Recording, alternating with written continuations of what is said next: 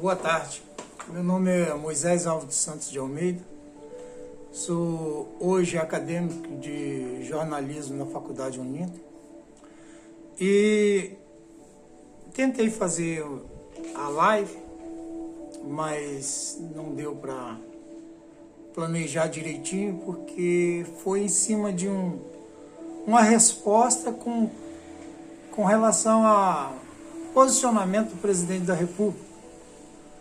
Nosso presidente eleito, votei nele, Luiz Inácio Lula da Silva.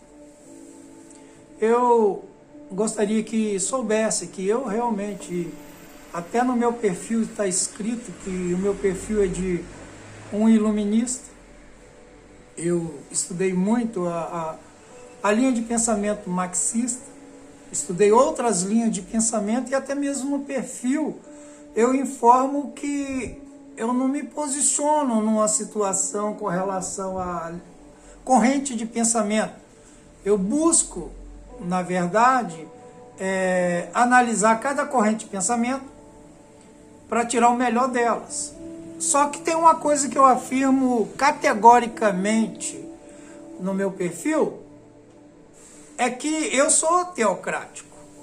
Claro, a democracia ela é importante, tá? E concordo muita coisa com relação à democracia, não toda.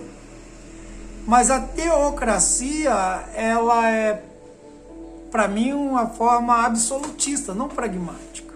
Porque eu creio num Deus, um único Deus. Eu creio que Ele é o centro de tudo. Então não tem como entrar no campo filosófico, embora a gente usa a filosofia pré-Sócrates para algumas coisas, mas no entendimento a gente usa a filosofia pós-Sócrates, que precisa de evidência e comprovação científica, claro, sem dúvida, para várias outras coisas, porque em cada situação há o seu lugar. Tá? Desde que se a gente fosse ficar tentando argumentar o dualismo ou qualquer outra situação na questão do pensamento filosófico. Mas a história não é essa. Entretanto, o presidente Lula, eu tenho analisado e observado o seu comportamento, e é direito meu, porque eu votei nele, que ele mudou. Não sei se foi depois que casou, não sei o que houve. O presidente Lula não é mais o mesmo. Tá, muitas coisas a gente via que era montagem, ou então entendia que era montagem no passado, mas todo mundo tem, na verdade, as suas opiniões, e às vezes inflama no seu coração, na emoção, e exprime coisas como ele falou na questão do negro sem dente, que eu também perdi meus dentes através de uma enfermidade agora, que caiu os dentes todos, estou trabalhando para colocar. É difícil repor os dentes todos, muito caro, mas estou trabalhando. Mas nessa questão, ali, eu não entraria nesse detalhe com relação ao posicionamento dele, do que ele pensa em ser bom para o Brasil ou mal para o Brasil. Só que ele fez isso propositalmente, querendo inflamar a massa. Assim como ele tenta inflamar a massa contra os Estados Unidos e os Estados Unidos contra o Brasil. Porque ele quer gerar o caos.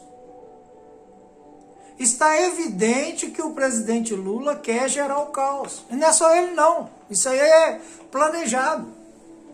Eles tentaram mudar o regime de governo para socialista por trás, em reuniões, jantares, uma série de coisas. Quando essas coisas começaram a vazar, principalmente com as questões dos assessores, alguns assessores já estão falando, mas estão por proteção. E o Tagliaferro começou a surgir. E outra coisa que ele não esperava era o escândalo do INSS. O escândalo do INSS foi uma bomba que acabou com todo o sistema. O STF fica calado, todo mundo fica calado. Inclusive, há reclamação de que a Polícia Federal não está investigando. Eu creio que está. A polícia verdadeira está. Então, ele foi lá, começou a provocar sabendo que ia gerar tarifação. Gerando tarifação, fica impossível negociar Brasil e Estados Unidos. Então, abre as portas para o Brasil negociar com a Ásia. Então é propósito, foi de propósito. Então o Brasil não vai negociar com os Estados Unidos porque ele quer se livrar da OTAN e quer se livrar do dólar, ele gera confusão. Aí o Brasil vai ter liberdade para negociar com o BRICS. Só que ele é muito inteligente, ele foi lá, criou o Banco Mundial, esse BRICS, criou o banco, tentou criar nova moeda, está aí em andamento, e está tentando fazer coisas para entrar no campo do social. Entretanto, ele não é nada de social. Eu quero te dizer que o Lula não é nem comunista. É provável que o Lula não conheça nem a história do Karl Marx, do marxismo em si, do Stalin e de outros, que isso tudo é furada, não deu certo. Mas que eu falo como regime de governo, não é. Não é. Ele é oportunista. E depois que a pessoa prova o poder e junta os milhões que ele tem juntado, que ele é muito inteligente, de operário a presidente da República, aí o camarada quer o céu. E ele sabe que está envelhecendo e vai ter que passar esse propósito dele para outros. Só que ele vai juntar em reserva, fortuna. Ou acha que quando eles vão lá combater o garimpo ilegal, estão indo combater o garimpo ilegal para preservar a natureza, os rios? Claro que não. Eles vão combater o garimpo ilegal porque só eles podem usufruir do que tem no Brasil. Certo? Outro detalhe importante, vamos dar um exemplo, o nióbio brasileiro. O nióbio brasileiro, tirando uma interferência, o nióbio brasileiro, por exemplo, é explorado há muito tempo em Minas Gerais. E eu não vou abrir a boca aqui para falar quem está explorando, porque todo mundo sabe. E eu até mesmo um cara que fala, ó, se for uma pessoa que dá problema, a gente manda matar. Foi isso que ele falou várias vezes aí. Tá quieto, em silêncio, vendendo nióbio brasileiro. Assim como Fernando Henrique também fez. Privatizou a Vale explora o rio Trombetas e leva bauxita. Mas a bauxita recheada de ouro, de pedras preciosas e tudo. Se não fosse a questão de Brumadinho, o que leva do país, e agora legalmente, que foi vendido, entendeu? Mais do que o quinto de Portugal. Mas sair um pouco, vou voltar para a questão do Lula. Então, há um propósito em Lula em gerar um conflito, e esse conflito botar fogo no país. Porque assim ele faz igual fizeram em 2008, quando os Estados Unidos estavam quebrando, veio a guerra do Iraque. E depois, quando a Ucrânia estava totalmente destruída, não tinha condição nenhuma de legislativo, judiciário operar na Ucrânia por causa do neonazismo, estouraram a guerra. Aí a Rússia entrou na Ucrânia dizendo que estava fazendo uma operação, não era uma guerra. Porque a Ucrânia não tinha condição nenhuma de sobreviver mais. Para quem estuda e pesquisa sabe que a Ucrânia estava totalmente dominada. Aí fizeram a guerra. Aí nós começamos a mandar dinheiro, o mundo todo mandando dinheiro. Hoje eles não usaram 10% das armas e nem do dinheiro que receberam. Está tudo guardado para um projeto maior, que não vai ser agora. Mas voltando na questão aqui, que estou falando do Brasil, ele quer provocar. E ele vai provocar. Vai chegar uma hora que os Estados Unidos vai aproveitar, é claro, a oportunidade, e ele vai entrar no Brasil, entendeu? Com o apoio das Forças Armadas, eu creio, porque treinam juntos, e vai gerar o caos. E ele vai botar a culpa nesse caos e apagar todos os seus crimes. e já esvaziou praticamente os cofres brasileiros. Se da outra vez ele tinha guardado 300 milhões, agora é muito mais, já passou a cifra de milhões para bilhões. Entendeu? Então a intenção é essa.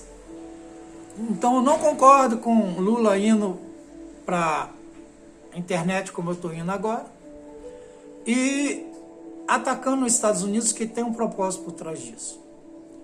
E já tenho 10 minutos, mas eu vou falar uma questão pequena acerca com relação ao STF. E eu falava na live que o STF foi criado no tempo da Constituição promulgada em 8 de outubro de 1988, por Ulisses Guimarães, e ele chamou o Dr. João de Oliveira Sobrinho, um jurista renomado, com vários outros juristas, entendeu? OAB na época e tudo, para construir a Constituição. E o medo que existia naquela época, principalmente porque a maioria dos nossos jovens e formados hoje, eles só conhecem a história de 1988 para cá, das diretas já. Antes disso, parece que houve um tapa-borrão, apagaram a história. Então, o que ocorre? O medo de que a Constituição viesse a cair e essa Constituição ela perdesse o seu valor ou voltasse, ou sofresse intervenção militar, então o doutor João e o doutor Ulisses criou um órgão a mais, porque até o STJ já era o suficiente para resolver todos os problemas relacionados ao direito. Porque provocava no primeiro, segundo, aí no terceiro, praticamente, entre o STJ, ali propriamente o terceiro seria o STJ. O STJ seria o terceiro. E tinha 34 membros para resolver isso. Beleza, tá safo, a Constituição tá uma maravilha. 34 membros no STJ, resolve tudo isso aqui. Ah, não, mas olha aí, vamos colocar alguém do povo para proteger. Então a gente precisa do que a gente chama em contratos e estatutos, e às vezes em regime interno não, mas estatutos, o chamado remidos, ou conselheiros, ou alguns chamam de guardiões. Aí criaram guardiões, 11. Não botaram 12 para não chamar de 12 apóstolos, mas a maioria dos contratos ou dos estatutos tem 12 guardiões em clubes sociais, em entidades que são chamados remidos. Primeiro começa eles como diretoria e depois esses 12 se tornam guardiões vitalícios. Aí fizeram alguma coisa semelhante e colocaram 11 guardiões, né? Praticamente quase vitalício, porque ficava 30 anos no poder, ou mais. Então esses guardiões vinha uma parte da escola de magistratura, juízes de carreira, desembargadores de carreira, digo, e da outra parte, que é desembargador também é juiz. Aí de outra parte era indicada pelo executivo, pela OAB, com a PGR, né? Então essa indicação até, eu acredito, não tenho bem certeza, essa indicação desses órgãos que representavam os juristas, representava os promotores e representava o executivo, com essas indicações, né, a OAB representando a gente, com essas indicações, ia montar um órgão de defesa, de proteção, guardião. Então a função do STF não era a função de ficar, na verdade, julgando agravos, processos, essas questões, não. Era só o desembargo mesmo daquilo que vinha desde a primeira até a terceira na verdade eu diria em discussão. Aí quando chegasse lá, falando bem simples de maneira para todo mundo entender, quando chegasse no STF, era aquele que desembargava. Mas a função dele não era propriamente disso, não era legislar, nunca foi. Inclusive, as leis foram feitas e a Constituição foi feita e foi dada ao STF para regulamentar. Você regulamenta em cima do fluxo legal, e o fluxo legal foi feito pelo Congresso. Então o STF não faz lei. O absurdo é tão grande que uma PGE no Estado pode fazer uma lei subordinária, chamada de decreto de lei do governo. A PGR da União pode fazer uma lei, o STF não. O STF não tinha direito de fazer lei. O STF tem decisões, quando provocado, nem por vontade, interesse, ou deu na cabeça de um ministro, vou fazer isso por isso. Não pode. Ele tem que ser provocado e vir cá de baixo. Salvo nos casos que tem foro, né, privilegiado, e em outros casos que vai direto para terceiro. Mas principalmente nesses processos aí, não. Então, um equívoco muito grande de um órgão que é um órgão simbólico, guardião de proteção, assumiu o poder e começou a legislar e usurpar poder de outros poderes. Colocar tornozeleira em senador, isso é um absurdo. O STF não tem esse poder. E não pode. O STF não tem poder de prender nenhum deputado federal, entendeu? Se não for em flagrante delito, se ele tiver em mandato. Por causa do foro. Mas está fazendo tudo errado, eles fazem o que querem. Por quê? Porque são pessoas da minha época. Na minha época, eles iam para o Canecão tomar cerveja, e quem estava se matando para pagar uma faculdade e estudar lá, tinha que dar cola para eles. Ou então faz de propósito, que tem cara aí que é concurseiro, que é inteligentíssimo. Mas dá uma de sonso e faz o que quer, atropelando tudo. Então eu gostaria que entendesse isso. Doutor Alexandre de Moraes, ministro, não tem o poder que ele pensa que tem. Pelo menos segurado na Constituição, não. Ele pode ter porque ele quer, não pela Constituição. O Flávio Dino não era nem para estar lá, mas colocaram lá, não tem. E os absurdos que ele está cometendo e fazendo, ele praticamente deu prejuízo a milhões de pessoas. E mais as acusações que esses caras têm, já era para ter saído de lá. Ou então, ficado afastado até terminar a investigação. Não é assim que eles fizeram com o juiz? Esses camaradas mandaram o juiz limpo para a rua. Caçaram desembargadores. Qualquer acusação que a máfia ou o bandido ou a organização bota em cima de um juiz honesto, eles foram lá, não entendo porquê, e não aposentaram, sujaram, apresentaram no CNJ e sujaram a vida de muita gente limpa. Eles mandam para as clínicas psiquiátricas pessoas limpas, para os psicólogos pessoas limpas, e tira essas pessoas do caminho. Agora, com todos esses crimes que eles cometeram, que estão revelados aí, eles vão pagar. Vão. Não adianta dizer que eu sou a lei, eu mando matar, prender Moisés, eu mando matar e prender fulano, eu mando matar e prender não sei quem, que não vai ser assim. Mas eu queria te esclarecer isso. O STF, a função dele foi criada para proteger a Constituição.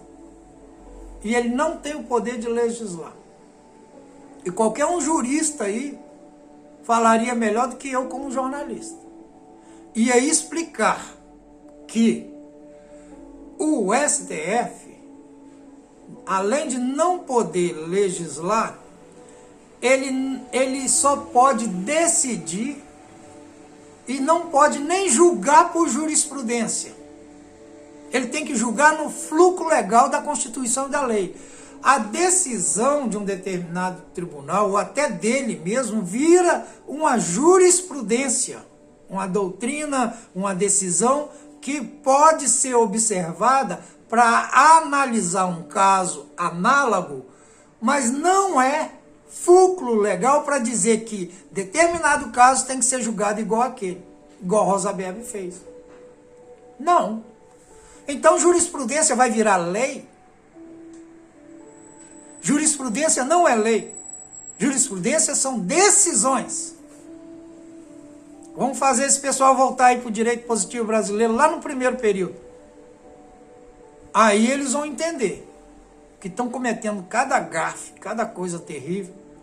Meu respeito ao judiciário brasileiro, meu respeito ao STF, ao presidente da República. Mas como cidadão, eu não posso deixar de falar o que está correto e também apontar o que está errado. Não sou covarde, não tenho medo, porque eu estou dentro da lei, com integridade, retidão. Se eu estivesse às margens da lei, eu não estava nem aí, estava comendo dinheiro com eles. Então, boa tarde, o vídeo ficou um pouco longo, mas eu agradeço os senhores. Volto a explicar que o tom de voz e a voz embolada é por causa dessa paralisia facial, 2 AVCs, e graças a Deus estou aqui. O cérebro ainda está funcionando. Fica na graça e na paz, uma boa tarde aí, tá? Fica com Deus. Um abraço.